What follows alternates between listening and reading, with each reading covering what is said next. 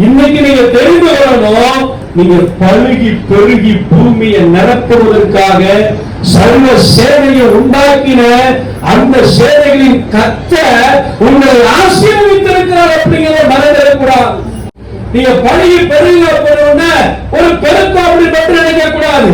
பழுகி பெருகுதல் அப்படின்னா அழிக்கவே முடியாத அளவுக்கு ஒரு மனுஷன் ஒரு குறிப்பிட்ட காரியத்தை அழித்தா கூட அதுல இருந்து திரும்ப திரும்ப திரும்ப திரும்ப என்ன செஞ்சுட்டே இருக்கும், அது பெருகிக் கொண்டே போகும். மாவு எடுக்க எடுக்க எடுக்க எண்ணெயும் எடுக்க எடுக்க எடுக்க அங்க குறையாமல் வந்துச்சா இல்லையா? எலியா சொல்றார், முதலாவது சுட்ட அந்த அப்பத்தை எடுத்து எனக்கு கொண்டு வா, அதுக்கு பிறகு உனக்கு செய். அவர் சொல்றார், பஞ்சம் தீருகிற வரைக்கும். இந்த அம்மா சொன்னா சுட்டு தின்னுட்டு நாங்க என்ன செய்ய போறோம், சாக போகிறோம். எலியா சொல்றாரு, நீ சாவதில்லை, பஞ்சம் தீருகிற வரைக்கும்